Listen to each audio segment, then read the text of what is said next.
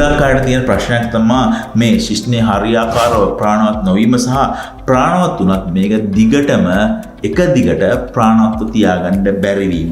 ඉතින් මේකට විශේෂයෙන්ම මේ ස්මෝක් කරනකොට මේ නයිට්‍රික් ඔක්සයිඩ් කියන කෙමිකල් එක අඩු කරන නිසා මේ ස්මෝකින් වල තියෙන කෙමිකල්ස් වලින් ඔයාට හරියාකාරව මේ ශිෂ්ණයේ ලේනහර පළල් කරලා විශාල කරලා අවශ්‍ය කරන ලේ සැපීම ලබා ගැනීමේ හැකියාව නැති වෙලා යනවා.